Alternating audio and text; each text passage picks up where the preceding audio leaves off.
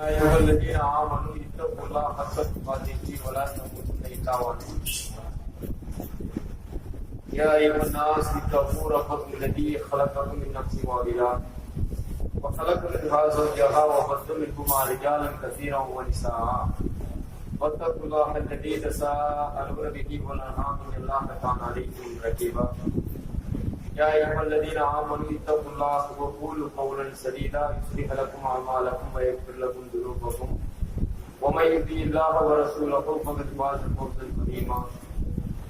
கணித்திற்குரிய எல்லாம் வல்ல அல்லாஹ்வின் நல்லடியார்களே, அல்லாஹ்வுடைய பேரருளால் புனிதமிக்க ரமலானுடைய மாதத்தினுடைய இரவு பயானிலே நாம் எல்லாம் அமர்ந்திருக்கிறோம். அல்லாஹ்வின் சாந்தியும் சமாதானமும் அவருடைய வற்றால் பெருங்கண்ணையும் நபிகள் நாயகம் ஸல்லல்லாஹு அலைஹி வஸல்லம் அவர்கள் மீதும் அவர்களுடைய வழிமுறையை அப்படியே பின்பற்றி வாழ்ந்த நல்ல தோழர்கள் தோழியர்கள் குறிப்பாக நம் அனைவர்கள் மீதும் என்று பிரார்த்தித்தவனாக என்னுடைய இந்த உரையை ஆரம்பம் செய்கின்றேன். கண்ணியத்திற்குரிய சகோதர சகோதரிகளே, மீசானை நன்மைகளால் பிறப்போம் என்ற தலைப்பின் கீழ் சில தகவல்களை நாம் தெரிந்து வருகின்றோம். அந்த அடிப்படையிலே திக்ரை பற்றிய சில திக்ரால் கிடைக்கக்கூடிய நன்மைகள் என்ன என்ற சில தகவல்களை நாம் தெரிந்து கொண்டோம். அதனுடைய தொடர்ச்சியாக இன்றைய தினம் சில தகவல்களை மார்க்கம் நமக்கு சில வார்த்தைகளின் மூலமாக குறைந்த நேரத்திலே நாம் இந்த மாதிரி ஒரு நன்மைகளை செய்வதன் மூலமாக அல்லாஹ் மிகப்பெரிய நன்மைகளை நமக்கு வாரி அழைக்க தயாராக இருக்கின்றான். ஒரு தடவை நபிகள் நாயகம் ஸல்லல்லாஹு அலைஹி வஸல்லம் அவர்கள் சஹாபாக்களுடைய அவைகளிலே அவர்கள் இருக்கக்கூடிய நேரத்தில் அல்லாஹ்வுடைய தூதர் சஹாபாக்களிட்ட கேட்கிறாங்க, சஹாபாக்களிட்ட கேட்கிறாங்க, ஒரு நாட்களில் 1000 நன்மைகளை உங்களால் சம்பாதிக்க முடியுமா, 1000 நன்மைகளை உங்களால் திரட்ட முடியுமா என்று அல்லாஹ்வுடைய தூதர் சஹாபாக்களிட்ட கேட்கக்கூடிய நேரத்தில் சஹாபாக்கள் கேட்கிறாங்க, யா ரசூலுல்லாஹ், 1000 நன்மைகளை எப்படி நாங்க திரட்ட முடியும், சம்பாதிக்க முடியும், அதற்குரிய வழிகளை சொல்லுங்களேன் அப்படின்ட்டு அல்லாஹ்வுடைய தூதர்கிட்ட அவங்க கேட்ட உடனே நபிகள் நாயகம் ஸல்லல்லாஹு அலைஹி வஸல்லம் அவங்க சொல்றாங்க, 100 தடவை இறைவனை நீங்கள் திக்ர் செய்வதன் மூலமாக, தஸ்பீஹ் செய்வதன் மூலமாக இந்த 1000 நன்மைகளை நீங்கள் பெற்றுக் கொள்வீர்கள். சுப்ஹானல்லாஹ், அல்ஹம்துலில்லாஹ், அல்லாஹ் அக்பர் சொல்ல தெரியுமா? இந்த மாதிரி 100 தடவை நாம தஸ்பீஹ் செய்யறதுனால சுப்ஹானல்லாஹ் 33 தடவை, அல்ஹம்துலில்லாஹ் 33 தடவை, அல்லாஹ் அக்பர் 34 தடவை நாம சொல்றது 100 தடவை ஆகி போச்சு. இந்த மாதிரி 100 தடவை சொல்வதன் மூலமாக 1000 நன்மைகளை நீங்கள் பெற்றுக் கொள்வீர்கள் என்று அல்லாஹ்வுடைய தூதர் சொல்லக்கூடிய இந்த செய்தியை முஸ்லிம்ல 4866 நம்பர் செய்தியா நம்ம பார்க்கிறோம். அப்ப இது ரொம்ப ஒரு அற்பமான ஒரு நேரத்தை குறிச்சு, அந்த நேரத்துக்குள்ளே இந்த திக்ரை நாம சொல்றதுனால 1000 நன்மை கிடைக்குது. இல்லைக்கு நாம ஒரு நாளைக்கு 1000 ரூபாய் சம்பாதிக்கிறது அப்படிங்கிறது குதிரை புங்கு என்று சொல்லக்கூடிய அளவுலதான். எவ்வளவு அறிவாளியா இருந்தாலும் கூட நாம இந்த மாதிரி நாம் உலகத்துல பொருளாதாரத்தை நம்மால திரட்ட முடியல பாருங்க. அப்ப மறுமையில நிரந்தரமா இருக்கக்கூடிய ஒரு உலகத்துல இறைவன் நமக்கு தரக்கூடிய நன்மைகள் ரொம்ப சாதாரணமான வழிமுறைகளை நமக்கு தரலாம். ரொம்ப இலகுவான முறையில அவனை நம்பி உள்ள அச்சத்தோட உல தூய்மையோட நாம சொல்றோம் தெரியுமா? இதனால 1000 நன்மைகளை இறைவன் வாரி இறைக்க இருக்கின்றான் என்பதை இந்த ஹதீஸின் மூலமாக நாம புரிந்து கொள்ள முடிகிறது. மேலும் நபிகள் நாயகம் ஸல்லல்லாஹு அலைஹி வஸல்லம் அவர்கள் சொல்கிறார்கள், இன்ன லில்லாஹி திஸ்வத்தன் வ திஸீனஸ்மா மியதன் இல்லா வாஹித். அல்லாஹ்வுடைய தூதர் சொல்றாங்க, அல்லாஹ்வுடைய பெயர் இருக்கு தெரியுமா? அல்லாஹ்வுடைய பெயர்ல 100க்கு, அதாவது 100ல 1 போக 99 பேர் இறைவனுடைய பேர் இருக்குது. இந்த பெயரை எவர் ஒருவர் மன் அஹ்ஸாஹ தஹலல் ஜன்னah, எவர் ஒருவர் இந்த பெயரை மரணம் செய்து அவனுடைய ஆற்றலை, அல்லாஹ்வுடைய பேர் பல பெயர்கள் இருக்கு, 99 திருநாமங்கள் இருக்குது. திருநாமம் என்றால் நாம் என்ன செய்யறோம் அப்படின்னா, ஒரு ஆளை கூப்பிடணும் இல்லையா? ஒரு ஆளை அப்துல் ரஹ்மான் நம்ம கூப்பிடுறோம் தெரியுமா? இது அவர் அழைக்கிறதுக்குரிய ஒரு அடையாளம். ஆனால் இறைவனை அழைக்கக்கூடிய பேர் இருக்கு தெரியுமா? அடையாளம் கிடையாது. அவருடைய பண்புகள், அவருடைய ஆற்றல்கள், இறைவன் மழை இறைக்கக்கூடிய ஆற்றல் இறைவனுக்கு இருக்கு. ரிஸ்கை வழங்கக்கூடிய ஆற்றல் யாருக்கு இருக்கு? ராசி. அல்லாஹ்வுடைய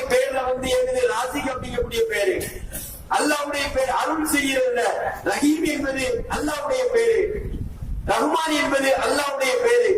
இது எல்லாமே அல்லாஹ் வந்து அடையாளப்படுத்தக்கூடியது கிடையாது. இறைவனுடைய ஆற்றல், இறைவனுடைய பண்புகள். இப்ப வந்து இந்த பண்புகள் தான் 99 பேர் என்று நாம சொல்றோம். இந்த 99 ஆற்றல்களை, 99 இறைவனுடைய பண்புகளை ஒருவன் விளங்கி அவருடைய ஆற்றல் உணவு கொடுக்கக்கூடிய அல்லாஹ் ஒருவன் தான். மனிதர் யாருமே உணவு கொடுக்கக்கூடியவன் கிடையாது. குழந்தை பாக்கியத்தை தரக்கூடியவன் இறைவன் ஒருவன் மட்டும்தான்.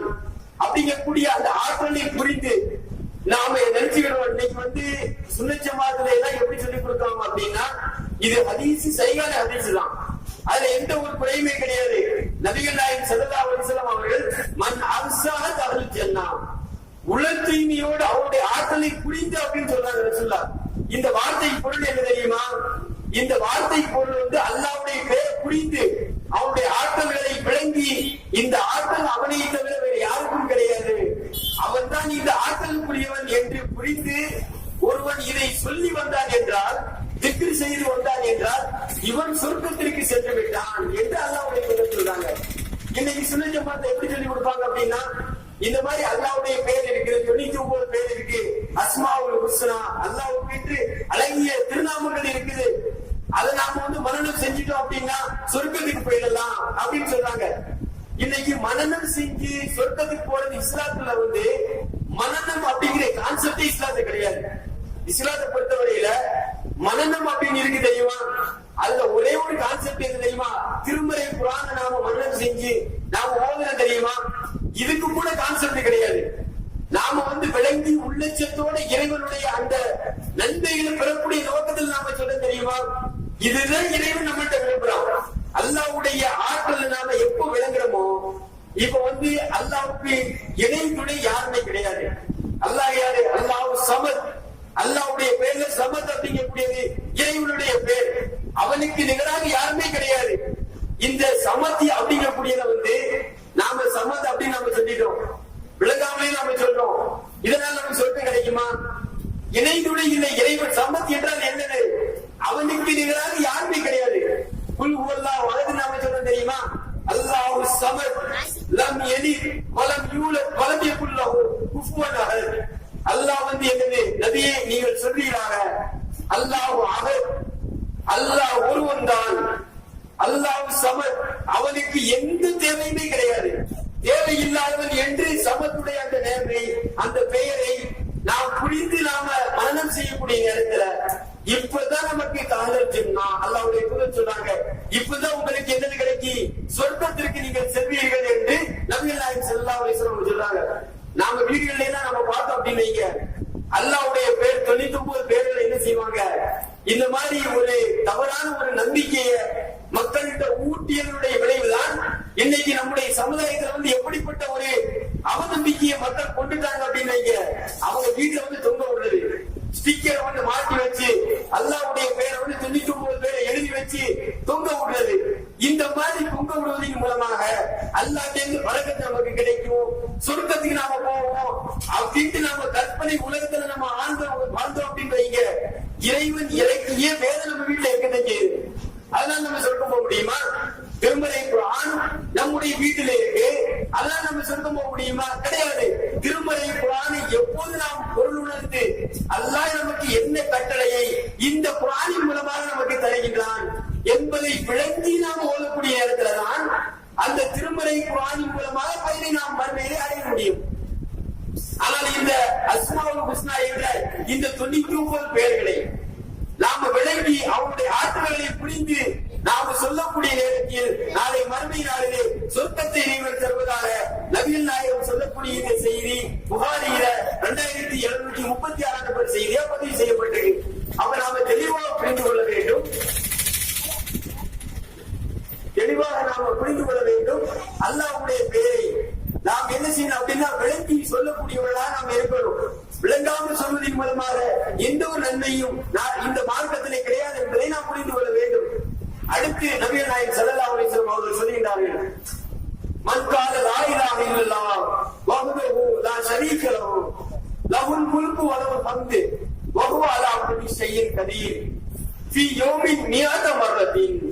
ஒருவர் லா இலாஹ இல்லல்லாஹு வஹ்தஹு லா ஷரீக லஹு லஹுல் முல்கு வலகுல் ஹம்து வஹுவ அலா குல்லி ஷைஇன் கதீர் என்ற இந்த துஆவை, இந்த தஸ்பீஹை எவர் ஒருவர் ஒரு நாளைக்கு 100 தடவை சொல்லி வருவாரோ, நபிகள் நாயகம் ஸல்லல்லாஹு அலைஹி வஸல்லம் அவர்கள் சொல்கிறார்கள், கானத் லஹு அதுல அஷ்ரி இருக்கும். அவர் இந்த மாதிரி சொல்லி வருவதன் காரணமாக 10 அடிமைகளை விடுதலை செய்த நன்மைகளை அவருக்கு இறைவன் வழங்குகின்றான். லா இலாஹ இல்லல்லாஹு வஹ்தஹு லா ஷரீக லஹு. இது நம்ம மத்த மதசால 4வது கலிமான்னு சொல்லி தந்திருப்பாங்க. ஆனா அது அல்லாஹ்வை போற்றக்கூடிய ஒரு திக்ரு. லா இலாஹ இல்லல்லாஹு வஹ்தஹு, அல்லாஹ் வணக்கத்திற்குரியவன், அல்லாஹ்வை தவிர வேறு யாரும் கிடையாது. வஹ்தஹு, அவன் தனித்தவன். லா ஷரீக லஹு, அவனுக்கு இணையாக யாருமே கிடையாது. லஹுல் முல்க், ஆட்சி அதிகாரம் அவனுக்கே உரியது. வலவுல் ஹம்த், புகழ் அனைத்தும் அவனுக்கே உரியது. வஹுவ அலா குல்லி ஷைஇன் கதீர், அனைத்து பொருட்களின் மீதும் ஆற்றல் உடையவன் என்ற இந்த திக்ரம் ஒரு நாளைக்கு ஒருவர் 100 தடவை சொல்லி வருகின்றாரோ அவருக்கு காலத்துல அதுல ஆச்சரியம், அவருக்கு 10 அடிமைகளை விடுதலை செய்த நன்மைகளை இறைவன் வழங்குகின்றான். 10 அடிமை அப்படின்னா நபிகள் நாயகம் ஸல்லல்லாஹு அலைஹி வஸல்லம் அவருடைய காலத்துல போர்ல இருந்து கைதிகளாக பிடித்து வரக்கூடியவர்களை அவருடைய வீட்டுக்கு வேலையாளர் அடிமைகளாக வைத்துக் கொள்வார்கள். இன்றைய கால உறவுல அடிமை அப்படிங்கிறது அந்த காலத்துல நபிகள் நாயகம் ஸல்லல்லாஹு அலைஹி வஸல்லம் அவர்கள் இந்த மாதிரி உபகாரம் செய்ததா இருந்தாலும் சரி, பிரதி உபகாரம் செய்ததா இருந்தாலும் சரி, இந்த மாதிரி நமக்கு அதாவது அல்லாஹ்ட்ட வாக்குறுதியை நாம நிறைவேற்றிட்டு அந்த வாக்குறுதியை செலுத்த முடியல அப்படின்னாலும் சரி, அல்லாஹ் என்ன செய்வான் அப்படின்னா இந்த மாதிரி அடிமைகளை விடுதலை செய்யுங்க. அடிமைகளை விடுதலை செய்வது என்றால் அது மிகப்பெரிய செல்வத்தை குடிக்கக்கூடிய ஒரு சொத்து. அடிமைகள் என்பது அந்த காலத்துல சந்தையில கிடைப்பாங்க. இன்னைக்கு நமக்கு வேலையாளர் சந்தையில கிடைக்க மாட்டாங்க. அடிமைகள் என்றால் போர்க்கையில் சந்தையில ஒரு 1000, 2000, 3000 அந்த நாட்டு அந்த காலத்தில் இருக்கக்கூடிய அந்த கரன்சியுடைய மதிப்பு பல லட்சக்கணக்கான கோடிக்கணக்கான ரூபாயுடைய மதிப்பு. இன்றைய மதிப்புல நாம சொல்றதா இருந்ததுன்னா விலை மதிப்பு மிக்க ஒரு காரை நாம எடுத்துக்கலாம். இந்த விலை மதிப்பு மிக்க ஒரு காரை இறைவனுடைய பாதையில தர்மம் செய்தால் எந்த நன்மை கிடைக்குமோ அந்த நன்மை ஒரு அடிமை என்றால் 10 அடிமையை விடுதலை செய்த நன்மை. 10 அடிமை என்றால் 10 விலை மதிப்பு மிக்க ஒரு காரை அல்லாஹ்வுடைய பாதையில நாம தான தர்மம் செஞ்சோம் அப்படின்னு வைங்க, அதனால கிடைக்கக்கூடிய பிரதிபலன் எவ்வளவோ அந்த பிரதிபலனை இந்த திக்கு 100 தடவை நாம சொல்றதுனால 10 அடிமைகளை விடுதலை செய்த நன்மை இறைவன் வழங்குகிறான் என்று நபிகள் நாயகம் ஸல்லல்லாஹு அலைஹி வஸல்லம் அவர்கள் சொல்லிவிட்டு வகானத்தில் அபு நியத் ஹஸனா, அவருக்கு இறைவன் 100 நன்மைகளை வழங்குகின்றான் என்று அல்லாஹ்வுடைய தூதர் சொல்கிறார்கள். அடுத்து நபிகள் நாயகம் ஸல்லல்லாஹு அலைஹி வஸல்லம் அவர்கள் சொல்கிறார்கள், ஓ முஹியத் அன்ஹு நியத்து சையத்தின், அவருடைய கணக்கில் இருக்கக்கூடிய 100 பாவங்களை இறைவன் அழிக்கின்றான். பாருங்க, ஒரு நாளைக்கு இந்த மாதிரி ஒரு திக்ர நாம சொல்றது எந்த ஒரு சுமையும் இல்லாத இந்த திக்ர மரணம் செய்யறதுக்கு ரொம்ப இலகுவான ஒரு திக்ரு. நாம எல்லாத்துக்குமே தெரியும். தேவையுள்ளவங்க என்ன செய்யணும் அப்படின்னா தெரிந்தவர்களிட்ட இந்த மாதிரி எழுதி கேளுங்க. எழுதி கேட்டு இந்த திக்ர நீங்க பார்த்து நீங்க படிங்க. ஒரு நாளைக்கு இந்த மாதிரி 100 தடவை நாம சொல்றோம் அப்படின்னா இவ்வளவு பெரிய நன்மைகளை இறைவன் நமக்கு தருகிறான் என்று அல்லாஹ்வுடைய தூதர் சொல்லிட்டு அடுத்து ஒரு முக்கியமான ஒரு பாக்கியத்தை நமக்கு சொல்றாங்க. அழகான ஒரு செக்யூரிட்டி கார்டு அல்லாஹ் ரப்பல் ஆலமீன் இந்த திக்ர நீங்க சொல்றதுனால அந்த நாள் மாலை வரை உங்களுக்கு அல்லாஹ் ஷைத்தானிடத்திலிருந்து பாதுகாவல் தருகின்றான் என்று நபிகள் நாயகம் ஸல்லல்லாஹு அலைஹி வஸல்லம் அவர்கள் சொல்லக்கூடிய இந்த செய்தி புகாரியில 6403 நம்பர் செய்தியா பதிவு செய்யப்பட்டிருக்கு. அடுத்து நபிகள் நாயகம் ஸல்லல்லாஹு அலைஹி வஸல்லம் அவங்க சொல்றாங்க, அல்லாஹ்வுடைய தூதர் இந்த மாதிரி சபைகள் இருக்கு இல்லையா, இந்த சபையை கலைந்து போகக்கூடிய நேரத்துல விட்டா போதும் அப்படின்ட்டு நாம ஓடுவோம். அப்படித்தானே? அசத் எப்படா முடிப்பாரு, நாம ஒரு 10 மணி ஆயிட்டுன்னா நம்ம போயிடுவோம் அப்படிங்கக்கூடிய அளவுல நாம இருப்போம். ஆனா அல்லாஹ்வுடைய தூதர் என்ன செய்யறாங்க அப்படின்னா இந்த சபையை முடிச்சு போகக்கூடிய நேரத்துல மார்க்கத்துல ஒரு ஒழுக்கத்தை அல்லாஹ்வுடைய தூதர் காட்டியிருக்கிறாங்க. எதுலையுமே ஒரு ஒழுங்குமுறை இருக்கும். அதுல இந்த சபையுடைய ஒழுக்கம் என்ன அப்படின்னா நீங்கள் கலைக்கக்கூடிய நேரத்தில் சபையை முடித்து நீங்கள் போகக்கூடிய நேரத்துல நீங்க சுப்ஹானக்கல்லாஹும்ம வபிஹம்திக அஷ்ஹது அல்லா இலாஹ இல்லா அன்த அஸ்தக்ஃபிருக வ அத்தூபு இலைக் அப்படினு இந்த திக்ரை நீங்க சொன்னீங்க அப்படின்னா உங்களுடைய பாவங்களை இறைவன் மன்னிக்கின்றான். இந்த சபையில நாம செய்யக்கூடிய பாவங்கள் இருக்கு இல்லையா, அந்த பாவங்களை இறைவன் மன்னிப்பதாக நபிகள் இதற்குரிய பொருள் என்ன? சுபஹானக்கல்லாஹ், அவருடைய இறைவனை தூய்மைப்படுத்துகின்றோம். வபிகம்திக்கு அல்லாஹ்வை நாம் அவனை அவனுடைய புகழுக்குரிய வார்த்தையை சொல்லி அவனை புகழ்கின்றோம். அடுத்து அஷ்ஹது அல்லா இலாஹ, வணக்கத்திற்கு தகுதியானவன் அல்லாஹ் ஒருவன் தான் என்று நாம் இறைவனை முன்னிறுத்தி சான்று பகர்கின்றோம். இல்லா அந்த அஸ்ஸஃபிருக்க வாத்துபிலை, அல்லாஹ்விடத்திலே நாம் செய்யக்கூடிய அந்த தவறுகளில் இருந்து இறைவனிடத்திலே பாவ மன்னிப்பு தேடுகின்றோம் என்று நபிகள் நாயகம் ஸல்லல்லாஹு அலைஹி வஸல்லம் சொல்றாங்க. இந்த மாதிரி உள்ள இந்த திக்ரை நாம் என்ன செய்யணும் அப்படின்னா மனனம் செய்து சொல்லக்கூடியவர்களா நாம் இருக்கணும். இது நபிகள் நாயகம் ஸல்லல்லாஹு அலைஹி வஸல்லம் அவங்க சொல்லக்கூடிய இந்த செய்தி அபூதாவுதுல 4217 நம்பர் செய்தியா இருக்குது. இந்த திக்ருகளை நம்மள எத்தனை பேர் நாம மனனம் செஞ்சிருக்கிறோம்? எந்த ஒரு சபையை நாம கலைக்கிறதா இருந்தாலும் இந்த திக்ரை சொல்லக்கூடியவர்களா நாம் இருக்கணும். சஹாபாக்களை பார்க்கிறோம். சஹாபாக்கள் மார்க்கத்துல எவ்வளவு ஆர்வமா இருந்திருக்காங்க தெரியுமா? அன்னைக்கெல்லாம் நாம எப்படி இருக்கோம்? சஹாபாக்களுடைய காலத்துல அல்லாஹ்வுடைய தூதர்ட்ட வர்றாங்க, யா ரசூலுல்லாஹ், வசதி படைத்த சஹாபாக்கள் எல்லாம் அவங்க அல்லாஹ் வழங்கிய அந்த பொருளாதாரத்தின் மூலமாக அவங்க மிகப்பெரிய அந்தஸ்தை பெறுகின்றார்கள். தர்மத்தின் மூலமாக மிகப்பெரிய நன்மைகளை அவர்கள் பெற்றுக் கொள்கின்றார்கள். எங்களால ஏன் நீங்க அப்படின்ட்டு அல்லாஹ்வுடைய தூதர்ட்ட போய் கேட்கிறாங்க. நபிகள் நாயகம் ஸல்லல்லாஹு அலைஹி வஸல்லம் அவர்களிடத்த கேட்கிறாங்க திருப்பி, அல்லாஹ் உங்களுக்கு தர்மம் செய்யறதுக்கு எந்த ஒரு வழியும் காட்டலையப்பா அப்படின்னு கேட்கிறாங்க. உடனே சகாபாக்கள் எங்களுக்கு அந்த மாதிரி ஒரு வழி இல்லையே அப்படின்ற உடனே நபிகள் நாயகம் ஸல்லல்லாஹு அலைஹி வஸல்லம் அவர்கள் சொல்லுகின்றார்கள், நீங்கள் ஒவ்வொரு நாளும் உங்களுக்கு அல்லாஹ் ரப்பல் ஆலமீன் தர்மம் செய்யக்கூடிய வழியை ஏற்படுத்தி இருக்கின்றான். நீங்க என்ன செய்யணும் அப்படின்னா சுப்ஹானல்லாஹ் என்ற இந்த திக்ரை நீங்க சொல்லிவாங்க. சுப்ஹானல்லாஹ் என்று சொல்வதன் மூலமாக அது உங்களுக்கு தர்மத்திற்குரிய பயனை இறைவன் வழங்குகின்றான். அல்ஹம்துலில்லாஹ் என்று அல்லாஹ்வை புகழ்வதன் மூலமாக தர்மத்திற்குரிய நன்மையை இறைவன் வழங்குகின்றான். அல்லாஹ் அக்பர் என்று இறைவனை பெருமைப்படுத்துவதன் மூலமாக தர்மத்திற்குரிய நன்மையை அல்லாஹ் உங்களுக்கு வழங்குகின்றான். லா இலாஹ இல்லல்லாஹ் அப்படின்னு நாம சொல்றோம். நாம சாதாரணமா நினைச்சுக்கிட்டு இருக்கோம். தொழுக முடிஞ்ச உடனே நாம சுப்ஹானல்லாஹ் எப்படா 5 நிமிஷம் தொழுக முடிக்கிறாரோ அடுத்த செகண்ட் நாம ஓடிடுவோம். தொழுக முடிந்த உடனே மார்க்க நமக்கு என்ன சில திக்ருகளை சில துஆக்களை கற்றுத் தருது. அதுல இந்த சுப்ஹானல்லாஹ் அல்ஹம்துலில்லாஹ் அல்லாஹ் அக்பர் அப்படின்னு நாம சொல்றோம் தெரியுமா? இதனால கிடைக்கக்கூடிய நன்மை என்ன? ஒரு நாளைக்கு அந்த 100 தடவை சொல்றது 1000 நன்மைக்கு நிகரானதாகவும் தர்மத்திற்கு நிகரானதாகவும் அல்லாஹ்வுடைய தூதர் சொன்னாங்க. இன்னைக்கு நம்ம கையில பொருளாதாரம் கிடைச்சாதான் தர்மம் செய்யணும் அப்படின்னு நாம நினைக்கிறோம். வசதி இல்லாதவர்கள் எப்படி தர்மம் செய்ய வேண்டும் என்ற ஒரு வழிமுறையை மார்க்க இந்த திக்ரின் மூலமா காட்டுறது. இன்னைக்கு சகாபாக்கள் ஆர்மா ரசூலுல்லாஹ் வந்து கேட்கிறாங்க இல்லையா? நாம இந்த மாதிரி ஆர்மா கேட்டிருக்கோமா? நாம என்ன செய்வோம்? நம்மள்ட்ட ஆர்வம்னா எப்படி? இன்னைக்கு சீரியல்ல என்ன போகுது, நேற்று என்ன போச்சு, யாரையாவது அந்த சீரியல்ல முக்கியமான ஒரு கதாபாத்திரத்தில் நடிச்சிருப்பாங்க தெரியுமா? அவங்களுடைய பங்களிப்பு என்ன? இந்த மாதிரி நம்மளுடைய ஆர்வம் இருக்கும். அடுத்து புதிதா ஏதாச்சும் ஒரு பாடல் இருக்குதா? ஐபிஎல்ல இன்னைக்கு யார் ஜெயிச்சிருக்கிறா, தோனி எத்தனை ரன் அடிச்சிருக்காங்கல்ல பாக்குறோமா இல்லையா? ஐபிஎல் ஃபைனல் ஆளை பார்த்தோம் அப்படின்னா பசங்களே பார்க்க முடியல. கிரிக்கெட் அப்படின்னா நாம வைத்தியம் முடிச்சு நாம தெரிஞ்சுக்கிட்டு இருக்கிறோம். இதனால நமக்கு என்ன ஒரு நன்மை? அவர்கள் தங்களுடைய அந்த பொருளாதாரத்திற்கு தேவையான பங்களிப்பு அவங்க செஞ்சுட்டு நன்மைகள் அவங்க பொருளாதாரத்தை எடுத்துட்டு போறாங்க. நமக்கு அதனால கிடைக்கக்கூடிய நன்மை என்னது? இன்னைக்கு சினிமா பாக்குறதுனால நமக்கு ஏதாச்சும் பயன் இருக்குதா? நாம இன்னைக்கு சீரியலுக்கு பார்க்கறதுனால ஏதாச்சும் ஒரு பயன் இருக்குதா?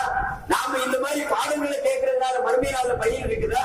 இதுக்கு மாறாக மறுமை நாள் நமக்கு எவ்வளவு பெரிய தண்டனை நமக்கு தெரியுமா?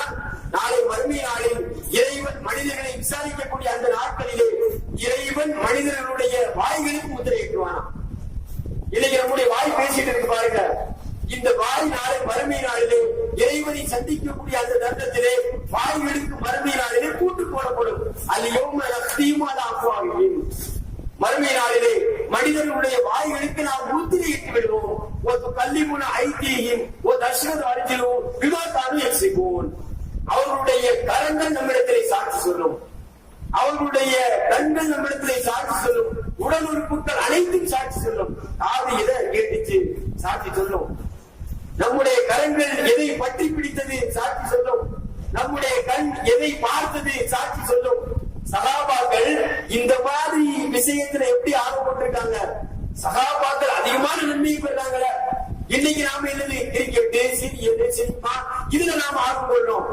ஏதாச்சும் நம்ம வந்து புதுசா எப்படியாச்சும் ட்ரெஸ் போட்டுருக்காங்க அதுல நம்ம ஆர்வம் கொள்றோம்.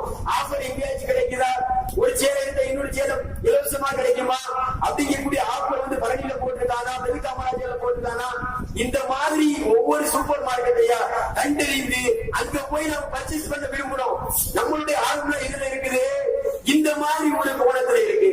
ஆனா சகாபாக்கள் எப்படி இருக்கிறாங்க? வசதியானவர்கள் எங்களை விட அதிகமான நன்மையை பெறுகின்றார்கள். நாங்க எப்படி பெற முடியும் யார சொல்லலாம் என்று கேட்கக்கூடிய நேரத்தில் அல்லாஹ்வுடைய தூதர் உங்களுக்கு மார்க்கம் ஒரு அழகான வழிகாட்டுதலை தருகின்றது. நீங்கள் சொல்லுங்கள் சுப்ஹானல்லாஹ், அல்ஹம்துலில்லாஹ், அல்லாஹ் அக்பர், லா இலாஹ இல்லல்லாஹ் என்ற இந்த திக்ருகளை நீங்கள் சொல்லுங்கள்.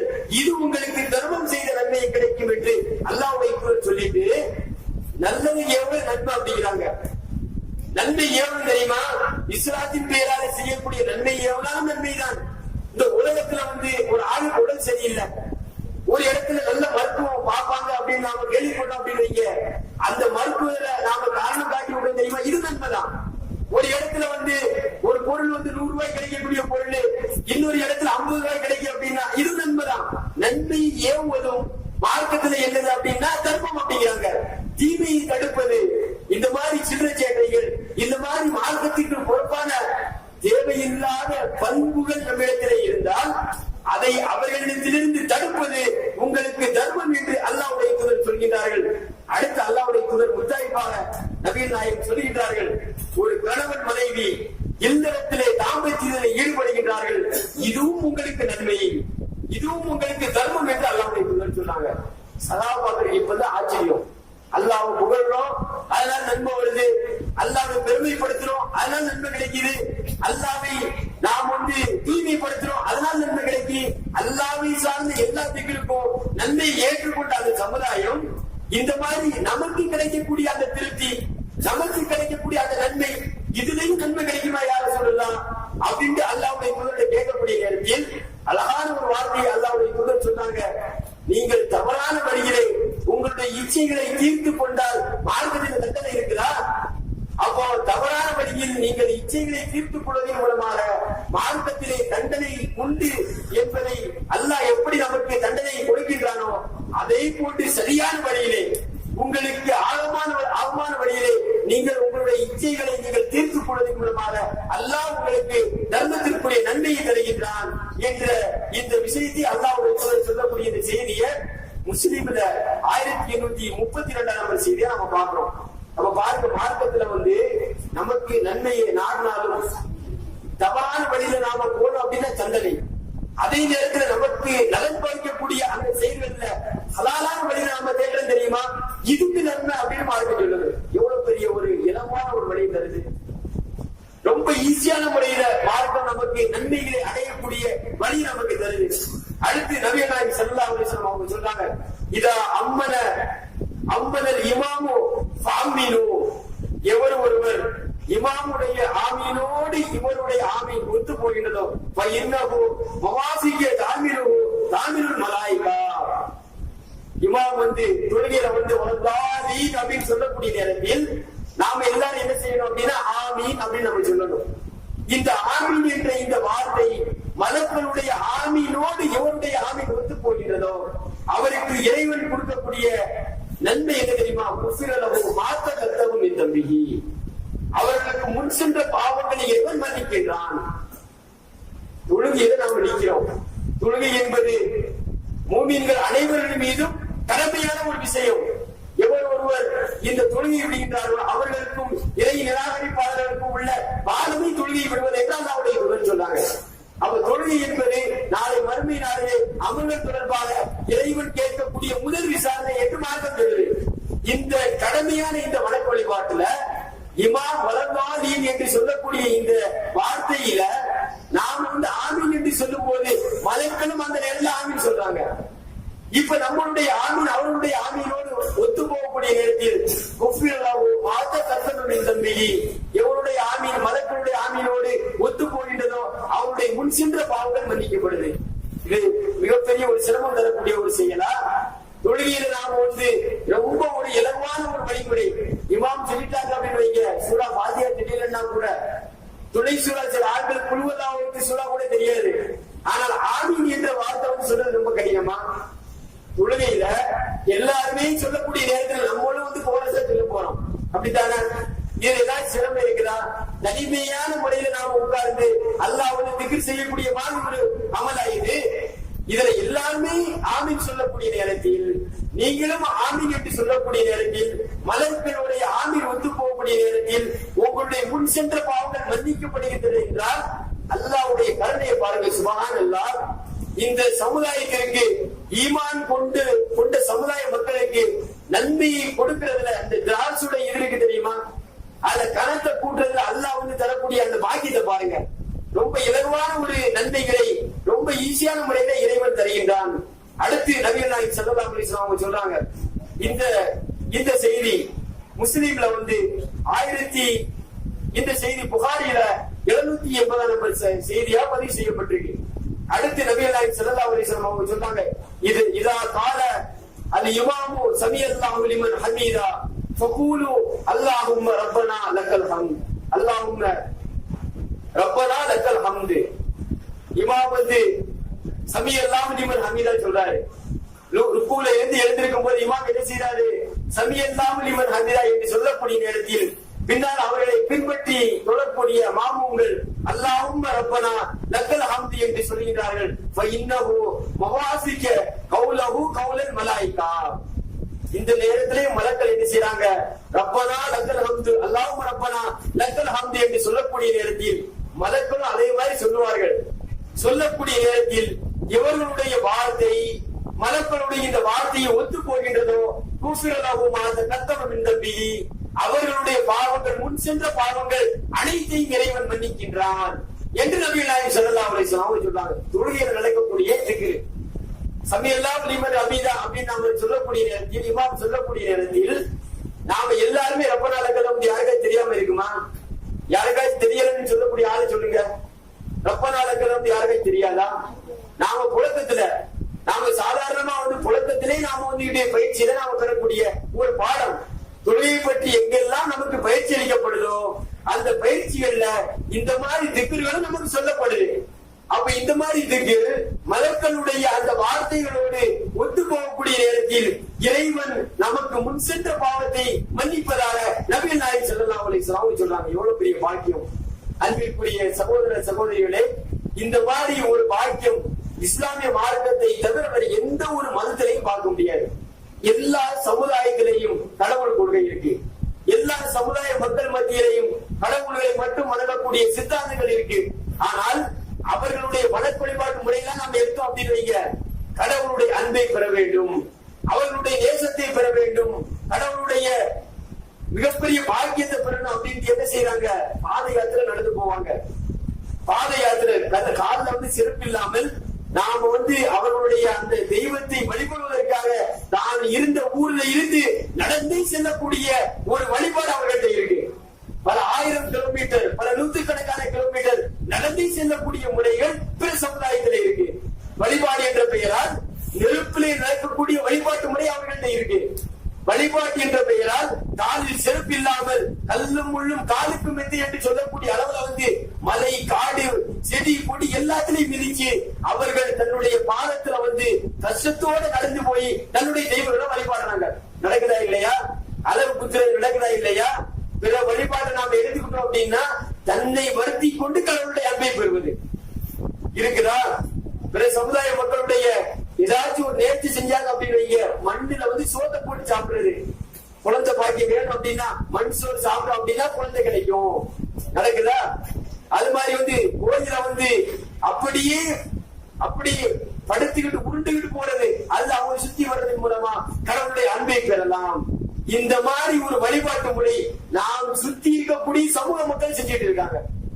நாம் சுத்தி இருக்கக்கூடிய இந்து, கிறிஸ்தவ, இன்ன பிற சமுதாய மக்கள் வழிபாடு என்ற பெயரால் தன்னுடைய கடவுளுடைய அன்பை பெற வேண்டும் என்ற நோக்கத்தில் தன்னை வருத்தி கொண்டு கடவுளுடைய அன்பை பெற வேண்டும் என்ற நோக்கத்துல வந்து அவங்களுடைய வழிபாடு இருக்கு. ஆனால் மிகப்பெரிய ஒரு பாக்கியத்தை இஸ்லாமிய மார்க்கம் நமக்கு தருது. நாம நம்மளை வருத்திக்க தேவையில்லை. நாம் இறை வழிபாட்டை எதை எடுத்துக்கொண்டாலும் மனிதன் தன்னை வருத்தி கொண்டு செயல்படுத்தக்கூடிய எந்த ஒரு அமலும் இஸ்லாத்துல கிடையாது. நோம்பு கூடங்க, இந்த நோம்பு வந்து நம்மளை வருத்திக்கிறோமா? நோம்பு நாம வந்து இருக்கிறோமா? இது நம்மளை வருத்தி கொண்டு இருக்கக்கூடிய நோம்பா? கிடையாது. அதனால வந்து பல நன்மைகளை இந்த உலகம் வந்து கண்டறிந்து சொல்லுது. அதனால நமக்கு எந்த ஒரு சிரமமும் இல்லை.